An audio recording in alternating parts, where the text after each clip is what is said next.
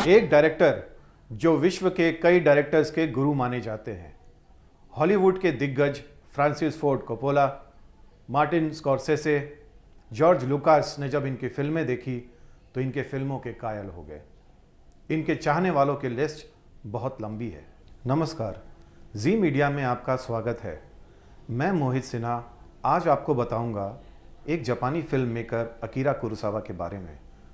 आखिर ऐसा क्या था कि अकीरा कुरोसावा की फिल्में महान हो गई, वो अमर हो गए।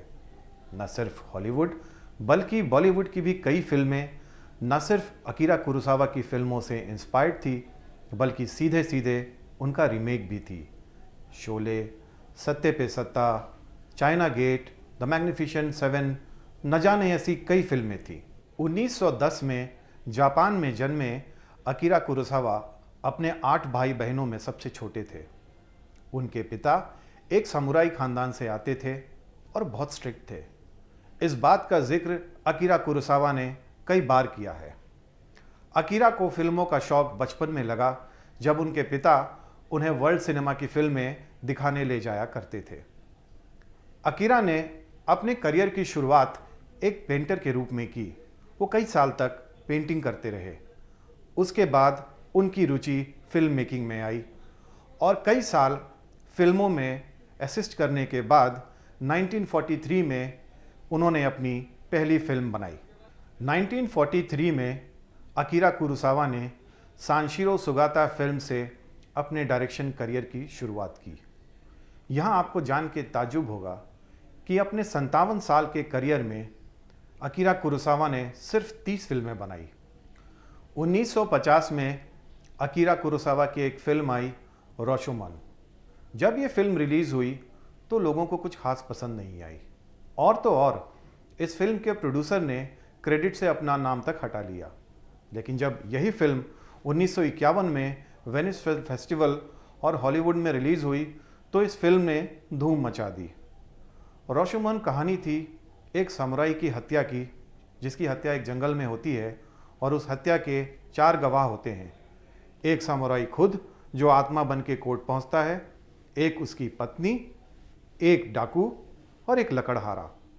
पूरी फिल्म में अंत तक ये नहीं पता चलता कि समुराई को किसने मारा है, और वो इसलिए क्योंकि डायरेक्टर का उद्देश्य सच का पता लगाना नहीं था बल्कि सच का 4 वर्जन पेश करना था।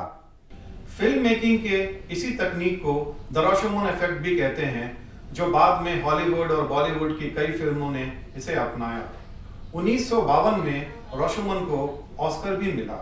1954 में अकीरा कुरोसावा ने एक फिल्म बनाई सेवन समुराई। ये फिल्म एक महान फिल्म थी। ये फिल्म कहानी थी गांव वालों की और डाकुओं की खौफ की।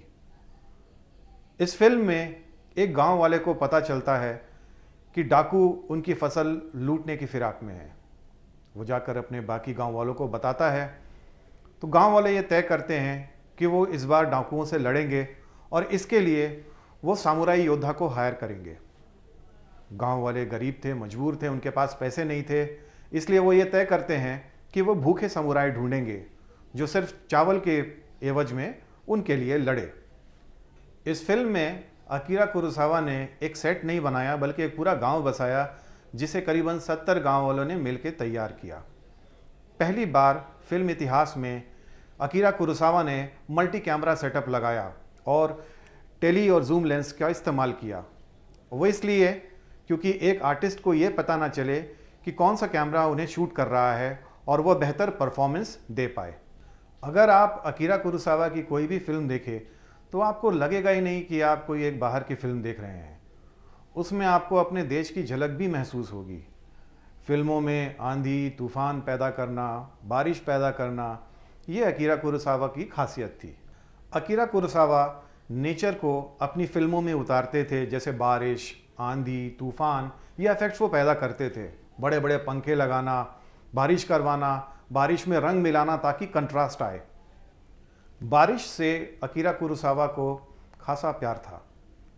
उनकी ज़्यादातर फिल्मों में बारिश के सीन ज़रूर होते। बारिश में एक कंट्रास्ट पैदा करने के लिए अकीरा कुरोसावा उनमें रंग मिलाते, कई बार तो चाय पत्ती मिला देते थे। जिससे कि बारिश अलग दिखे। अकीरा कुरोसावा फिल्मों के जादूगर थे। वो एक ही फ्रेम में कई कलाकारों से एक साथ काम करवा लेते। एक फ्रेम में हर कलाकार कुछ न कुछ करते नजर आता था। अकीरा कुरोसावा को ऑस्कर सहित 76 से भी ज़्यादा अवार्ड्स मिले हैं। वो एक मास्टर क्राफ्ट्समैन थे। वो अपनी फिल्में खुद ही लिखते, खुद ही डायरेक्ट करते और खुद ही एडिट भी करते। 6 सितंबर 1998 को अकीरा कुरोसावा का निधन हो गया। आज अकीरा कुरोसावा भले ही हमारे बीच में ना हो, लेकिन उनकी फिल्में आने वाली कई पीढ़ियों को इंस्पायर करती रहेंगी।